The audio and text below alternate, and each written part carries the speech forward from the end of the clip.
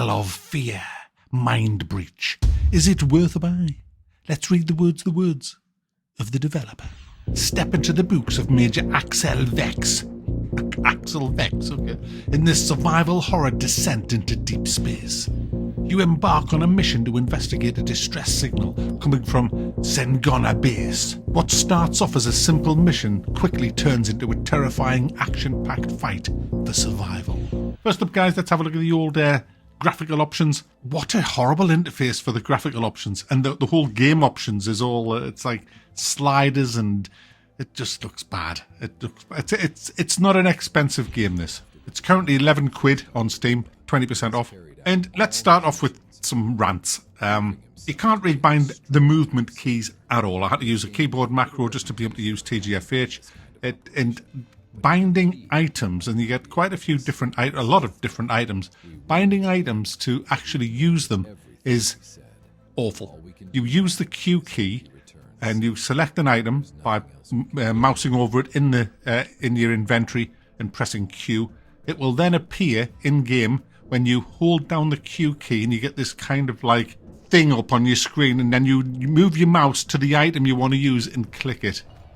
I mean, in 2025, do you know what? World of Warcraft in 2004 had loads more items, and they have like a hotbar at the bottom, and you simply bind a key to every space in the hotbar, 8 to 10 spaces. That's all you would need, and then you just drag the item into there. And when you want to use a health kit, you press whatever key you've bound it to. You want to use stimulant, press that key. I've got a 22 button mouse and a big QWERTY keyboard. I mean, why can't we as PC users just have that in the game? Is it too much to ask for a developer to just utilize the tools that we have on a PC instead of having to... everything's built for a fucking controller, and controllers suck. They're fucking shit. They really are shit. Back. Anyway, this game isn't shit, but there's me rants out the way. There's another rant coming up of something else, but this game it's really good fun. It's so atmospheric. It's very Dead Spacey, first-person Dead Spacey, which is great. And unfortunately, a lot of you'll see some tearing on this because I didn't have VSync on for the first, 90% of what I've played, so nearly everything will have tearing on. The reason was the save settings button is a tick at the top right, and I just assumed that when you clicked everything in the settings that it just stuck when you pressed escape and quit, but it just didn't because the interface sucks. Anyway, back to the game. This is a single player game, and the way it works is you have different quests that you'll find as you're going through the game. The power's all off in this station. You have to put the power on. There's various different ways you can do that on the different levels. Once you get the power on, you can then start using the elevators and things like that. You start off with a pistol. You find other weapons as you go through. And quite soon into the game, you'll start discovering you're not alone in this station. You'll see bodies everywhere. And then you'll start seeing these insects that run quite quickly at you. And if you don't shoot them, they will poison the shit out of your face. Then you get these like brown things that look like shit on legs that just come running at you. I laughed at the first one, but I wasn't laughing when 3 of them came at once and ate me ears. That was just bad. And then it starts to get shitty when you know you can get overwhelmed, and you get stuff peeping out of air ducts, firing shit at you, insects again ambushing you. It's quite intense, and you don't know what's coming ahead. You don't know what other things is out there, and the whole claustrophobic atmosphere of the game, especially with it when using a torch before you get the power on, I found it quite scary at times. Very, very intimidating, massively atmospheric, and lots of secrets, lots of keys that you have to find to access different parts of the ship. The station. It's really well put together.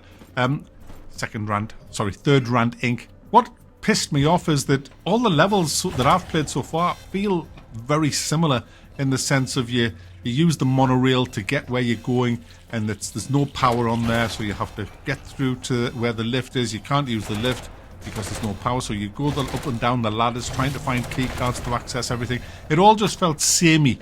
I would have much rather had levels like Prey, which were like big open levels and things like that with staircases in and stuff, like you would find in a space station kind of thing.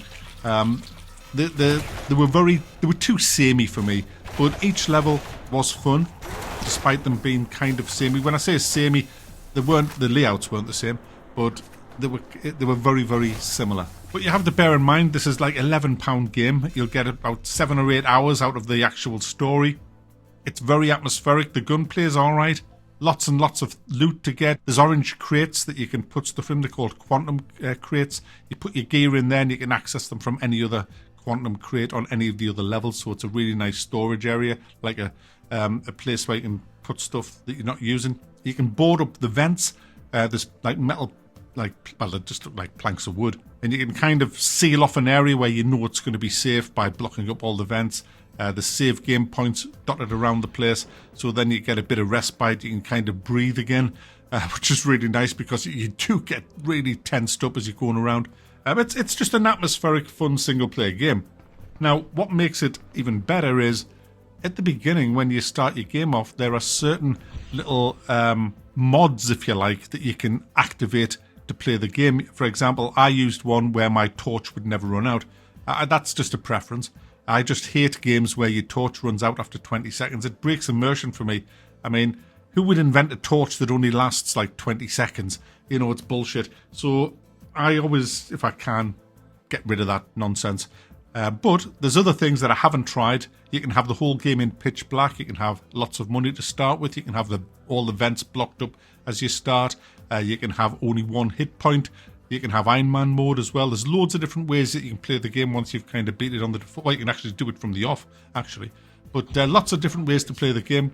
Adds a bit of replayability there. And also couple that with the augments that you find when you're playing through the game, where you can change things, get yourself more armor, more health, get your gunplay better, reload times faster, stamina more, and stuff like that. There's also a slow down time option as well that you come across. So there's a lot of good stuff in this game that totally outweighs the bad stuff that I mentioned at the beginning of the review. So I'm going to give this a thumb up. It's also not early access. It is actually finished, and I've hardly found any. In fact, I don't think I found any bugs at all as I've been playing it. It's a little bit clunky. I'll give it that. There's a little bit. The hitboxes are huge on some of the furniture. You'll walk up to a chair and you're stopped from going any further, and the chair's still not touching you. There's a bit of that goes on, but they're just nitpicky things. The whole game's fun, definitely worth the money, so I'm going to give it a nice juicy 7 out of 10.